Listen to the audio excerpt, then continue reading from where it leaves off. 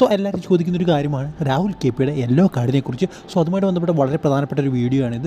So അതിലേക്ക് പോകുന്നതിന് മുമ്പ് നിങ്ങൾ ആദ്യമായിട്ടാണോ ഈ ചാനലിലേക്ക് തീർച്ചയായിട്ടും ലൈക്ക് ചെയ്യുക. 200 ലൈക്കിൻ്റെ ടാർഗറ്റ്. സോ എല്ലാവരും അതിലേക്കൊന്ന് എത്തിക്കാനായിട്ട് ശ്രമിക്കുക. നമുക്കറിയാം പുതിയൊരു സിസ്റ്റം ഇപ്പോൾ ഇൻട്രൊഡ്യൂസ് ചെയ്തിട്ടുണ്ട്. അതായത് റെഡ് കാർഡ് ആണോ അല്ലയോ എന്നുള്ളൊരു സംഭവം കണ്ടുപിടിക്കുക. അത് മാച്ചിന് ശേഷം 90 മിനിറ്റിനുള്ളിൽ സംതിങ് അങ്ങാണ്ട് അപ്പീൽ ചെയ്ത് കഴിഞ്ഞാൽ അത് റെഡ് കാർഡ് ആണോ അല്ലയോ എന്നുള്ള കാര്യത്തിൽ വീണ്ടും അപ്പീൽ പോകും. പിന്നെ അത് ISL കമ്മിറ്റിയൊക്കെ ജഡ്ജ് ചെയ്ത് അതിനുള്ള എന്താണ് റെഡ് കാർഡാണോ അല്ലയോ എന്നുള്ള കാര്യങ്ങൾ പറയും. സോ ഇവിടെ പലരും ചോദിക്കുന്നൊരു കാര്യമാണ്, ഇപ്പോൾ ആ ഒരു ലുക്ക മായനെ ഫൗൾ ചെയ്തത് ഉറപ്പായിട്ട് ഒരു റെഡ് കാർഡ് കിട്ടേണ്ട ഒരു ഫൗളാണ്. ബട്ട് രാഹുൽ കെ പിക്ക് അതിന് യെല്ലോ കാർഡേ കിട്ടിയുള്ളൂ.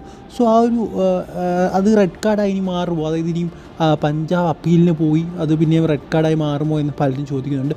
സോ എനിക്കിവിടെ പറയാനുള്ളത്, നമുക്കറിയാൻ സാധിക്കുന്ന ഒരു കാര്യം എന്ന് പറയുന്നത് റെഡ് കാർഡ് കിട്ടിയത് മാത്രമാണ് ആ ഒരു ഡിസിഷൻ ചേഞ്ച് ചെയ്യണോ ഇല്ലയോ എന്നുള്ള കാര്യത്തിലേക്ക് പോവുക. അതായത് ഇപ്പോൾ രാഹുൽ കെ പി ഇപ്പോൾ റെഡ് കാർഡ് കിട്ടിയെന്ന് വെച്ചു, അത് വേണമെങ്കിൽ കേരള ബ്ലാസ്റ്റേഴ്സിന് അപ്പീൽ ചെയ്യാം, അത് റെഡ് കാർഡ് അല്ലാതെ യെല്ലോ കാർഡിനുള്ള ഫൗളേ ഉള്ളൂ എന്ന് പറഞ്ഞുകൊണ്ട്.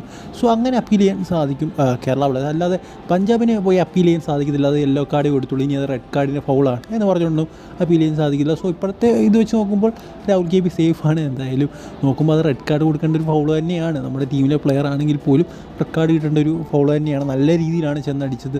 സോ അങ്ങനെ ഒരിക്കലും ചെയ്യാൻ പാടില്ലാത്തതാണ്. കാരണം അത് ഇതിൻ്റെ കരിയർ തന്നെ ഇല്ലാതാകുന്ന, അല്ലെങ്കിൽ അതിൻ്റെ ലൈഫ് തന്നെ ഇല്ലാതാകാൻ പോയിരുന്നൊരു സംഭവമൊക്കെയാണത്. സോ അങ്ങനത്തെ ഫൗളുകൾ ഒഴിവാക്കുക. എന്തായാലും ഈ ഒരു കളിയും ഭയങ്കര ഫിസിക്കലായിട്ടുള്ളൊരു ഗെയിമായിരുന്നു ഇന്നലത്തെ ഈസ്റ്റ് ബംഗാളും അതുപോലെ തന്നെ ബംഗളൂരു FC മാച്ച് പോലെ തന്നെ. സോ എന്തായാലും അത് മാക്സിമം ഒഴിവാക്കി കളിക്കാനായിട്ട് നോക്കുക. എന്തായാലും മാച്ച് പരാജയപ്പെട്ടു.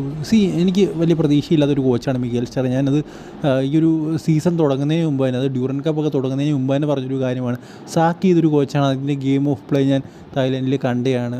സോ അത്ര മികച്ചൊരു കോച്ചല്ല അദ്ദേഹം. വിവാഹിന് പകരക്കാരനായിട്ട് കൊണ്ടുവരുന്ന വിവാഹിൻ്റെ അപ്ഗ്രേഡ് ആയിട്ടുള്ളൊരു വ്യക്തിയാണ്. അത് മിഗേൽ സ്റ്റാർ ഞാൻ ഇപ്പോഴും വിശ്വസിക്കുന്നില്ല അദ്ദേഹത്തിന് കേരള ബ്ലാസ്റ്റേഴ്സിനെ ഷീൽഡിലേക്കോ അല്ലെങ്കിൽ ട്രോഫിയിലൊക്കെ എത്തിക്കാൻ സാധിക്കുമെന്ന്.